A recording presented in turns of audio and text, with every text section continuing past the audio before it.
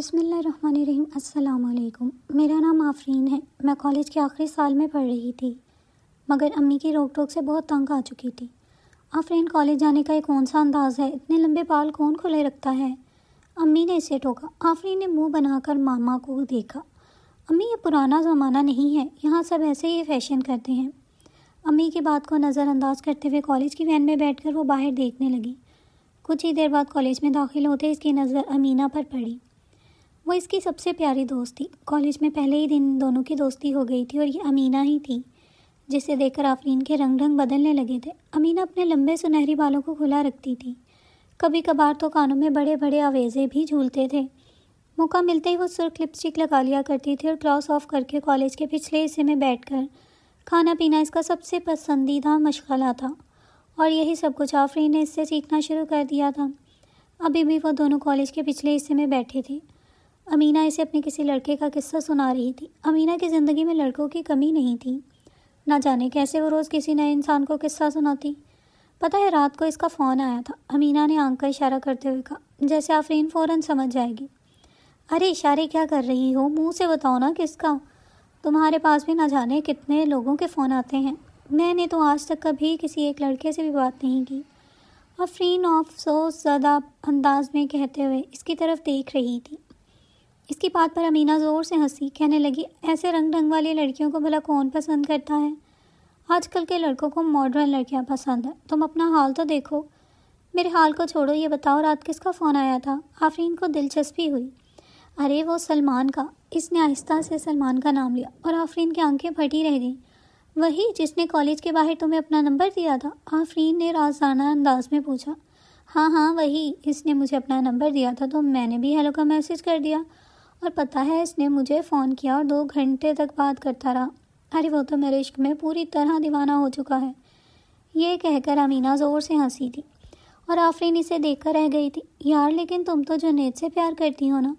آفرین نے حیرت سے پوچھا۔ ارے پاگل ہو کیا؟ میں کسی سے ساتھ پیار نہیں کرتی، جہاں سے فائدہ ملے وہاں سے حاصل کر لیتی ہوں۔ اب جنید کی ایک چھوٹی سی دکان ہے، وہ بھلا مجھے کیا دے سکتا ہے؟ لیکن سلمان بتا رہا تھا اس کے باپ کا بہت بڑا کاروبار ہے، دیکھنا کتنی جلدی میں ترقی کر لوں گی۔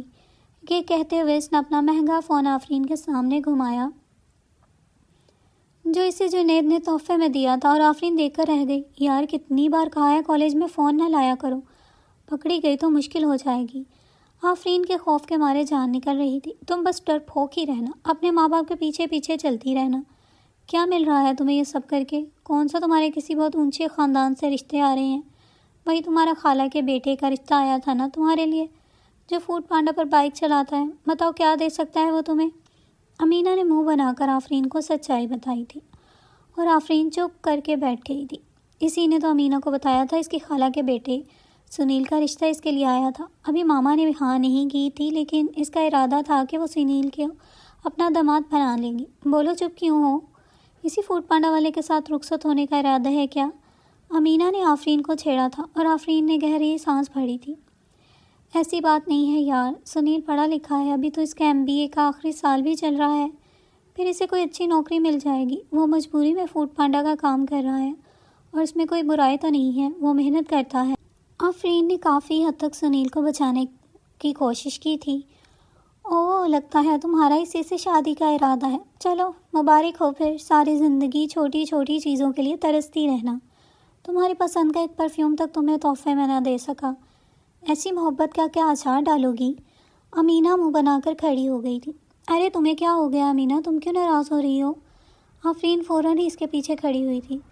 امینہ کی ناراضگی اس کی برداشت سے باہر تھی۔ ناراض نہیں ہوں تو کیا کروں؟ آئینے میں خود کو دیکھا ہے، کتنی حسین اور جوان ہو، کتنا کچھ حاصل کر سکتی ہو، کتنے بھنورے تمہارے پیچھے منڈلا سکتے ہیں۔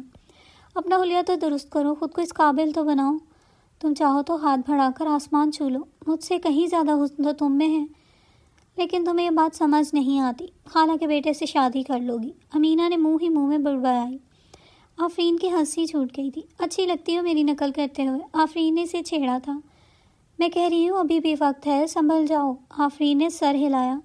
پھر چھٹی کے وقت امینہ نے خود آفرین کے بال کھول کر اس کی کمر اور شانوں پر پھیلا دیے، بیگ سے مسکارا نکال کر اس کی گھنی سیاہ پلکوں پر لگایا تھا، جس سے وہ اور بھی گھنی معلوم ہو رہی تھیں، اور پھر ایک گلابی رنگ کی لپسٹک بیگ سے برآمد کرتے ہوئے اس نے وہ بھی آفرین کے ہونٹوں پر لگانی چاہی۔ آفرین یکدم پیچھے ہٹی۔ نہ کرو امینا، ماما کو پتہ چلا تو پھر میری جان لے لیں گی۔ گھر کے قریب جاتے ہی میں سب سے پہلے یہ زلفیں سمیٹ لیتی ہوں۔ صبح بھی انہوں نے اس بات پر بہت ڈانٹا ہے کہ میں نے ہاف بال کیوں باندھے ہیں۔ یہ ٹھیک ہے تو لپسٹک بھی گھر کے قریب صاف کر دینا، کم از کم کالج کے باہر تھوڑے سے مزے ہی کر لیں گے۔ یہ کہتے ہوئے امینا نے زبردستی اس کے لبوں پر گلابی رنگ کی وہ لپسٹک لگا دی اور آئینہ نکالتے ہوئے اس کے سامنے کر دیا۔ آفرین خود بھی خود کو دیکھ کر حیران رہ گئی تھی۔ وہ واقعی بہت خوبصورت تھی، لیکن اس کی ماما نے کبھی اسے یہ سب کچھ نہیں کرنے دیا تھا۔ اس نے کبھی نہ میک اپ کیا تھا، نہ اس طرح کی تیاری شادی میں کی تھی۔ وہ بالکل سادگی میں ہی جاتی تھی۔ سنیل نے بھی اسے سادگی میں پسند کر کے اس کے لیے رشتہ بھیجا تھا، اور یہ بات اسے اچھی طرح معلوم تھی۔ سنیل میں کوئی برائی تو نہ تھی، لیکن کبھی کبھار امینا کی باتیں سن کر اس کا دل ڈولنے لگ جاتا تھا۔ اسے ایک بہت بڑے برانڈ کا بہت مہنگا ترین پرفیوم پسند تھا۔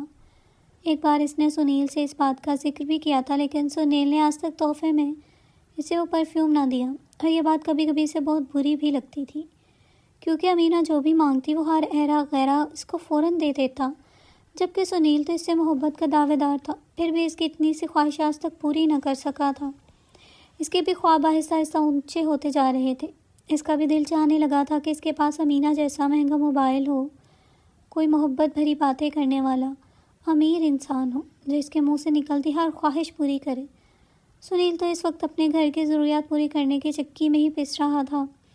آئینے میں خود کو دیکھتی ہوں تو سوچ رہی تھی، کیا واقعی میری زندگی میں کوئی پرنس چارمنگ آ سکتا ہے؟ آفرین کو سوچوں میں گم دیکھ کر امینا نے چٹکی بجائی۔ یہ کیا دیکھ رہی ہو خود کو دیکھنے سے کچھ نہیں ہوگا، باہر نکلو، پھر دیکھنا سلمان جیسے کتنے تمہارے آگے پیچھے ہوں گے۔ امینا ہاتھ پکڑ کر اسے کھینچتی ہوئی کالج سے باہر نکلی تھی، اور کچھ ہی دیر بعد آفرین کو یوں محسوس ہوا تھا جیسے بہت سے لوگوں کی نظریں اس پر ہیں۔ کالج کے باہر اکثر یہ لڑکوں کا رش رہتا تھا۔ وہ سب سے نظریں چرا رہی تھی۔ امینا کا ہاتھ زور سے دباتی آگے بڑھ رہی تھی۔ اتنا کیوں گھبرا رہی ہو؟ روز ہی تو کالج سے باہر ہم نکلتے ہیں۔ اس کی حالت دیکھ کر امینا حیران ہوئی تھی۔ ہاں مگر ایسے تو نہیں۔ آفرین نے گھبرا کر دوپٹہ سر پر لینا چاہتا۔ امینا نے جھٹ اس کا دوپٹہ پکڑ کر کندھے پر ہی رہنے دیا۔ اب اتنی شریف بننے کی ضرورت نہیں ہے، اور ذرا آہستہ چلو، لڑکوں کی نظریں تم پر پڑنے دو، کل یہ سب نمبر لے کر یہاں لائن سے کھڑے ہوں گے۔ آہستہ آہستہ کہتے ہوئے امینا زور سے کھلکھلا رہی تھی، اور آفرین نے ناراض نظریں اس کی طرف دیکھی تھی۔ یار مجھے یہ سب کچھ عجیب لگ رہا ہے، شروع میں ایسا ہی لگتا ہے، آہستہ آہستہ تمہیں عادت ہو جائے گی، اور پھر ایسے ہی۔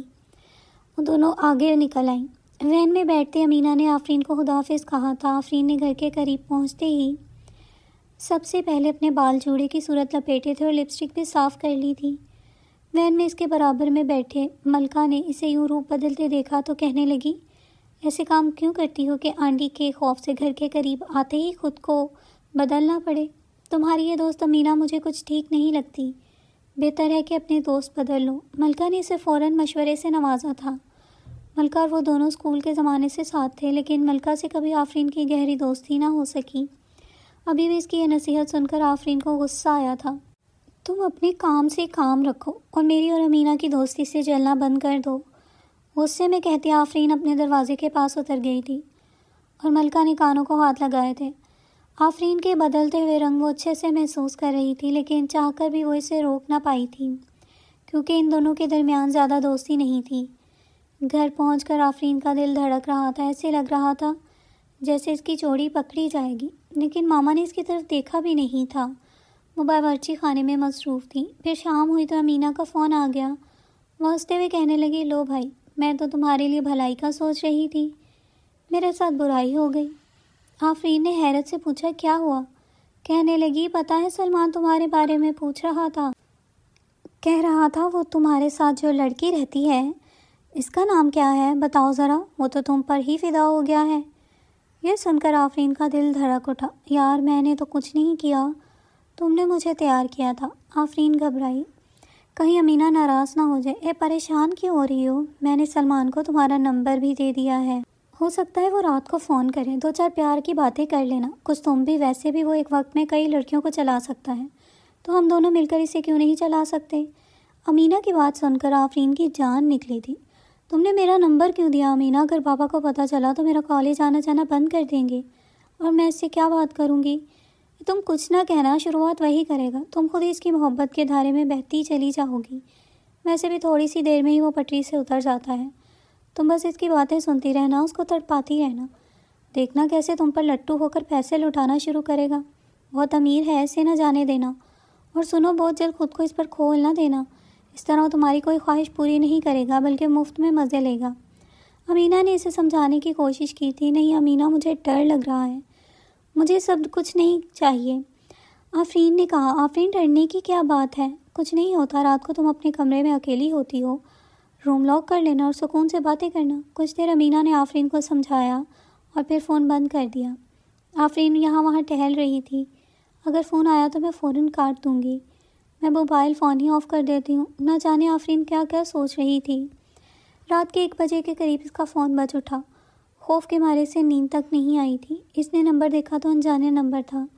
یہ سمجھنے میں دقت نہ لگی کہ یہ فون سلمان کا ہی ہے۔ بہت دیر تک جب فون بجتا رہا تو آفرین نے نہ چاہتے ہوئے بھی ریسیو کر لیا۔ اس نے سوچا تھا وہ سختی سے سلمان کو کہہ دے گی وہ اس سے بات نہ کرے، لیکن فون کان سے لگاتے ہی سلمان کی مدھم سی آواز گونجی تھی۔ کیسی ہیں آپ آفرین؟ آپ کو دیکھنے کے بعد تو میرے لیے ایک ایک پل گزارنا مشکل ہو گیا۔ آپ جیسی خوبصورتی میں نے آج تک نہیں دیکھی۔ وہ اس کی بات کاٹ کر کہنے لگی، دیکھیں سلمان، میں ایسی ویسی لڑکی نہیں ہوں۔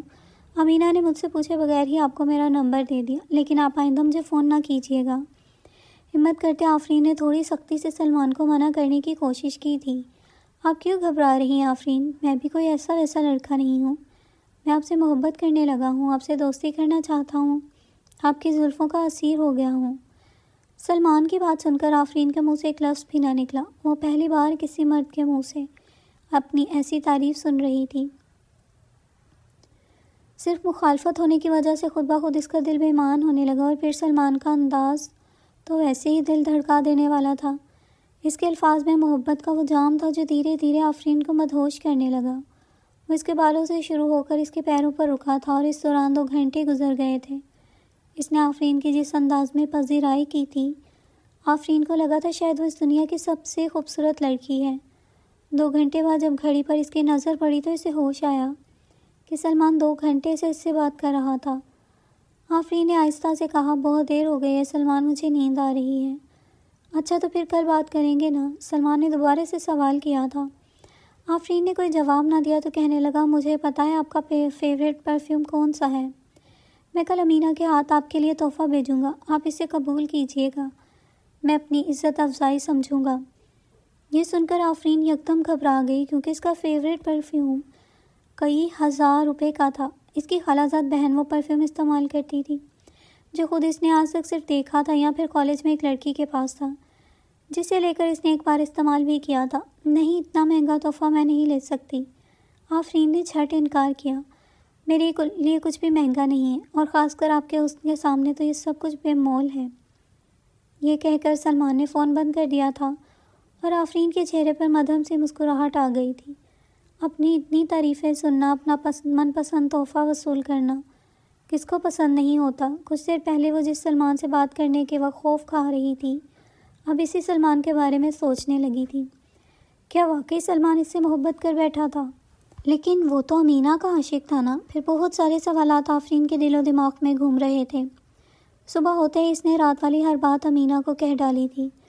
کالج میں بیٹھے وہ دونوں سلمان کی ہی باتیں کر رہی تھی اور امینہ ہنس کے کہہ رہی تھی، بہت کمینہ ہے، تم پر ایسے فدا ہوا ہے کہ مجھے فون بھی نہیں کیا، بلکہ یہ دیکھو صبح سویرے ہی راستے میں ٹکرایا اور یہ تمہارا فیوریٹ پرفیوم میرے ہاتھ میں تھما دیا۔ بتاؤ تو ذرا، اتنی جلدی تو اس نے تمہارا پرفیوم خرید بھی لیا؟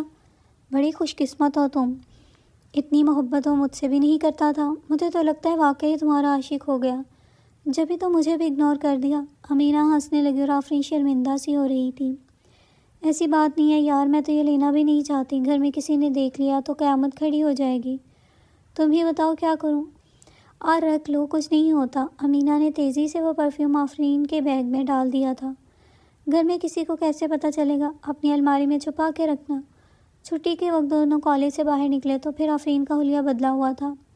امینہ نے اسے پھر سے تیار کیا تھا۔ دور ایک بلیک کلر کی گاڑی سے ٹیک لگائے کھڑا سلمان ان دونوں کو دیکھ رہا تھا۔ سلمان پر نظر پڑتے ہی آفرین کا دل دھڑکنے لگا۔ یہ خوف ستا رہا تھا کہیں وہ نزدیک نہ آ جائے، کہیں کوئی جملہ نہ کہہ دے۔ آفرین آہستہ ہوئی امینہ کہنے لگی، ذرا دور ہو کر چلنا، اس کے پاس نہیں گزریں گے۔ پاگل ہو گئی ہو کیا؟ اتنا اچھا موقع ہے، 2-4 باتیں ہی کر لیتے ہیں۔ منع کرنے کے باوجود بھی امینہ نے آفرین کا ہاتھ پکڑا اور کھینچتی ہوئی سلمان کے قریب پہنچ گئی۔ سلمان نے مسکرا کے آفرین پر گہری نظر ڈالی۔ تحفہ پسند آیا آپ کو آفرین؟ اس نے محبت بھرے لہجے میں پوچھا۔ آفرین گھبرا گئی۔ ایک دم وہ بہت پسند آیا، کیوں پسند نہیں آئے گا؟ اتنا خوبصورت تحفہ تو ہے۔ امینہ خود ہی بول پڑی۔ پتہ ہے آفرین کو تو بڑے بڑے ہوٹلوں میں لنچ کرنے کا بھی بہت شوق ہے، لیکن ہم لوگ جا ہی نہیں سکتے۔ امینہ نے جھٹ سے آفرین کے نام سے اپنی خواہش کا اظہار کر دیا تھا۔ اگر ایسی بات ہے تو چلیں، آج ہی چلتے ہیں۔ سلمان نے فوراً اپنی گاڑی کا اگلا دروازہ کھولتے آفرین کو بیٹھنے کا اشارہ کیا۔ آفرین نے جلدی سے گھبرا کے انکار میں سر ہلایا اور امینہ کا ہاتھ پکڑے آگے کی طرف کھینچنے لگی۔ پاگل تو نہیں ہو گئی ہو؟ مرواؤ گی کیا؟ اگر کوئی دیکھ لے تو مصیبت آ جائے گی۔ اور ایسے کیسے کسی غیر مرد کے ساتھ اس کی گاڑی میں بیٹھ کے لنچ کرنے جا سکوں؟ میں تو تم بالکل ہی پاگل ہو گئی ہو امینہ۔ آفرین نے امینہ کو خوب ڈانٹ پلائی۔ او یار، لنچ کی تو بات تھی، ویسے بھی اس کی گاڑی کے شیشے تو سیاہ ہیں، کون دیکھے گا ہمیں؟ اتنے بڑے بڑے ہوٹلوں میں ہمارا کوئی رشتہ دار تو آ نہیں سکتا، جتنے بڑے بڑے ہوٹلوں میں سلمان لنچ کے لیے جاتا ہے۔ تم نے تو اچھا خاصا موقع گنوا دیا، اگلی بار ایسا موقع ملے نا تو جھٹ اس کی گاڑی میں بیٹھ جائیں گے، امینہ نے اکڑ کے کہا تھا۔ آفرین نے ایک نظر اس پر ڈالی اور غصے میں اپنی وین میں چڑھ گئی۔ امینہ نے ایک نظر آفرین کو دیکھا، کہنے لگی، یہ گاڑی والا کون تھا؟ امینہ کا کوئی رشتہ دار ہے کیا؟ آفرین اور امینہ ایک ہی گلی میں رہتے تھے، اس لیے امینہ آفرین کے رشتہ داروں سے واقف تھی۔ جب ہی پوچھ بیٹھی، تم کیوں ہماری جاسوسی کرنے لگی ہو؟ کزن ہے وہ، امینہ کی منگنی ہو چکی ہے ان دونوں کی، کبھی کبھار اس سے ملاقات کے لیے آ جاتا ہے، تمہیں کوئی اعتراض ہے کیا؟ آفرین پہلے ہی غصے میں تھی، جھل بھن کے اس نے امینہ کو جواب دے دیا۔ آفرین ڈر گئی اور پھر وہیں ہوا، گھر آ کر امینہ نے اس کی امی کو ساری بات بتا دی۔ امی نے اس کی پڑھائی چھڑوا دی اور اس کی شادی اس کے کزن کے ساتھ کر دی۔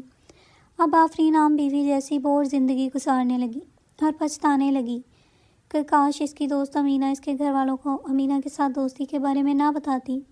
مگر پھر کچھ سال بعد امینہ نے اسے بتایا کہ سلمان نامی لڑکے نے امینہ کو اغوا کیا اور پھر اسے مار دیا۔ یہ سن کر اسے احساس ہوا کسی امیر اور گنڈے کی گرل فرینڈ ہونے سے بہتر ہے کسی غریب شریف آدمی کی بیوی ہونا۔ وہ شکر کرنے لگی کہ وہ گڑھے میں گرتے گرتے بچ گئی تھی۔